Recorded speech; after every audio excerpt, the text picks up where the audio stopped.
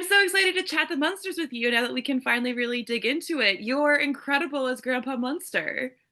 That makes me very happy.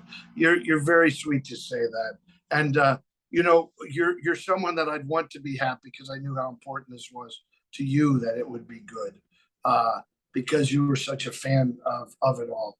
Yeah, thank you. I There it is. We've done it. It's finally out. You finally saw it.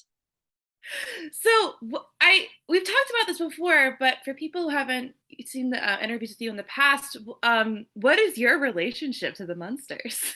Well, my relationship to the Munsters is very deep and long lasting love. Isn't that funny? Yeah, if people don't know it, I've been a fan of horror movies my whole life. I've been a fan of the Munsters for as long as I can remember. I was born the year before they were, probably about the same time conceived because it takes a while to get a thing onto the air. So let's assume like around March 1963, those guys were writing the pilot. That was just about the time I was coming into the world. But for as long as I can remember, the Munsters has been part of my life. You really, people always, I remember when I was two. That's hard to remember. But I do remember when I was 5 and 6. And I do remember the Munsters was part of my brother, John, and my daily routine was watching it. And yes. So this has got to be the most incredible honor to get to play one of the main characters of this film. So you've worked with Rob Zombie before. So did he approach you to play Grandpa Munster, and did you keel over and cry when he offered you Yeah. the role?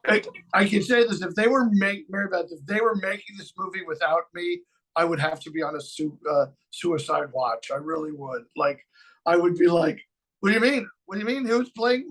Who's playing that?" So he calls me one day and he says, I want to talk to you about a movie." Like, very nonchalant. Like, that's the genius of him. Nothing. He's like, "Well, we're gonna make the Monsters, and I want you to be Grandpa."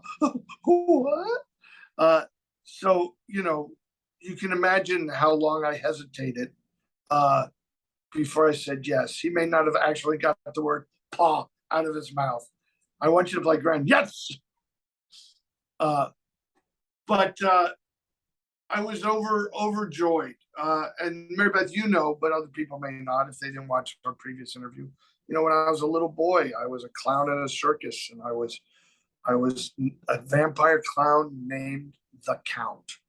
And to be a funny vampire named the Count 48 years later is a blessing, that you know that came forward in my life. That's incredible. Like it is, and it just whenever talking to you, it is so cool that this has all come full circle with you. So, in playing Grandpa Munster, obviously you have a lot of incredible prosthetics and costuming, but you also bring a lot of personality to his character. What was it like, kind of getting into character Oh for Grandpa yeah. Munster?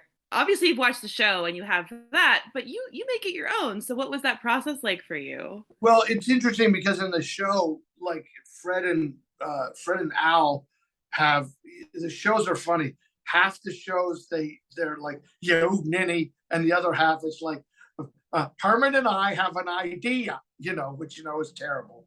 Uh, and So we didn't have the other half of the show where we got to be in on it.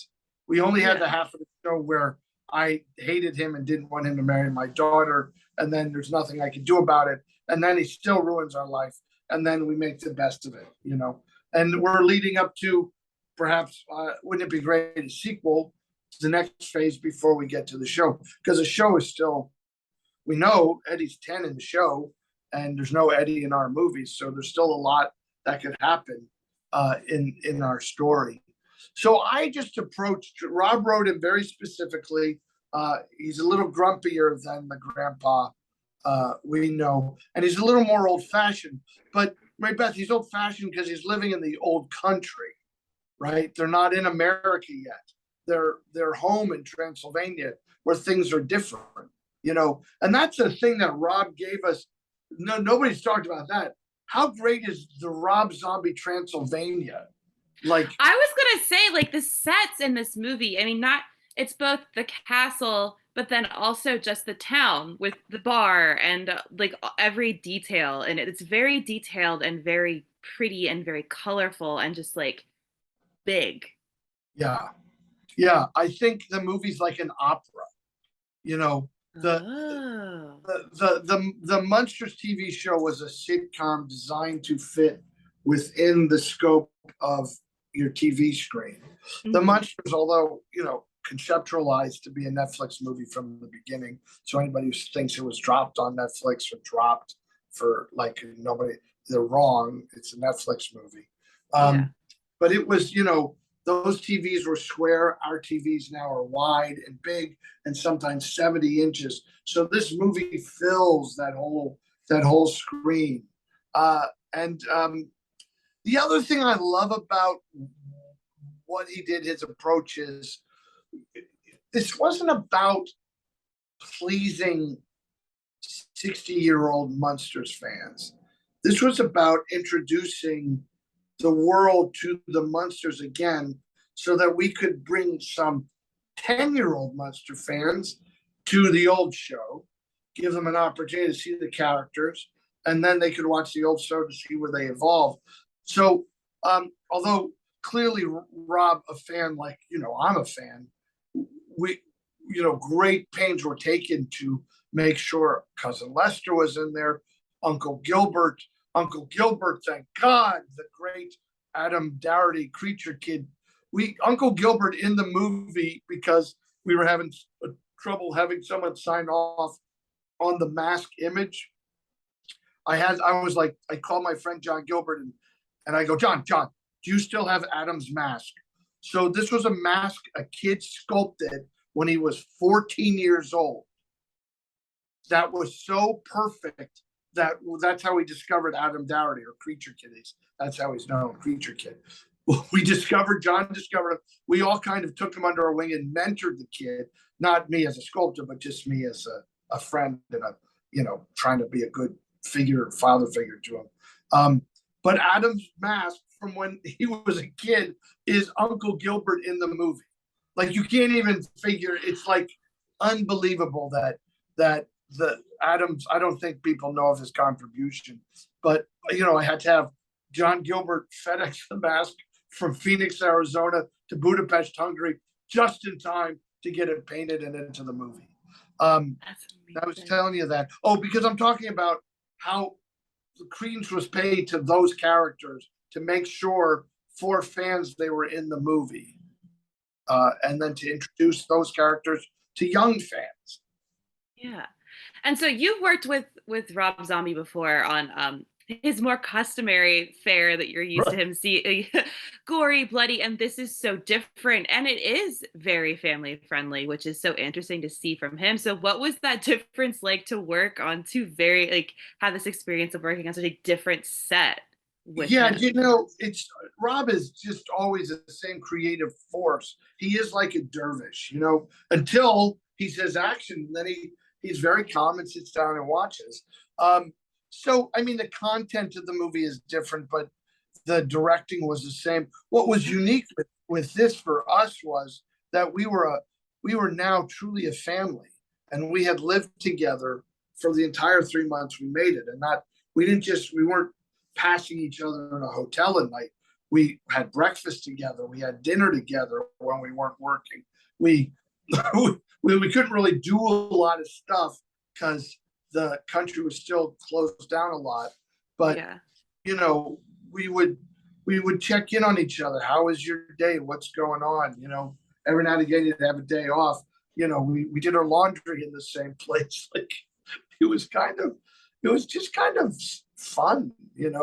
I had a special Yeah. kind of tea I made, and that everybody liked my tea, and it was just something. I'm sorry, I got a little reminiscent thinking about how joyful that was, because I haven't had that experience since Cave Girl, the first movie I ever made. They made us they kind of kidnapped us and put us on a dude ranch in Northern California, where we where we all lived together for 3 months. So this was kind of the same thing. That's so, and like I think that comes across also in your performances with everyone, with Sherry and with Jeff, because there is such a chemistry. It's silly chemistry, but that's the point. Like there is Yeah. this like very good rapport between the three of you with the comedic timing. And I really did, I've known Sherry for many years, but I Yeah. fell in love with Sherry in this experience. There is a thing you do where you're like, okay, she's my daughter now. Now she's not old enough to be my daughter; she's a little too old for that. But um, you know what I mean? Like then I Yeah. became. It just was different. Like I was like, I want to make sure she was okay. Are you okay? Because you're my daughter.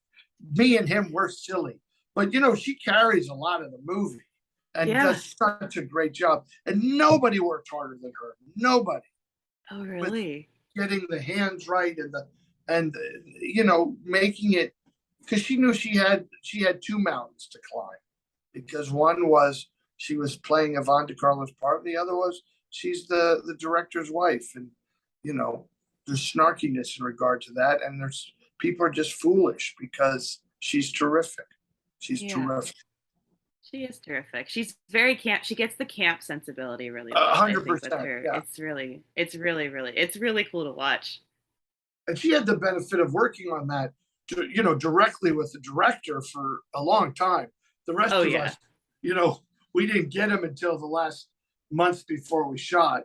And we rehearsed all the time. We rehearsed constantly, more than I've Oh ever really? rehearsed a movie. Yeah. Oh really? So yeah, so we kind of knew where the jokes were and how we were going to play them. And it's one thing to do them in a room, and another thing to do them standing literally on the parapet of a castle.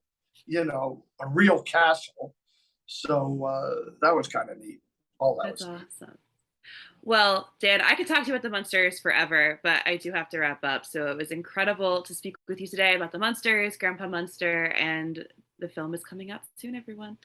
All right, thank you, everybody. And that's the Munsters is only one of two really great weddings that's happening very soon. So let's all keep Mary Beth and her husband to be in our prayers and our happy thoughts. Thank Life, a you. long life. Thank you.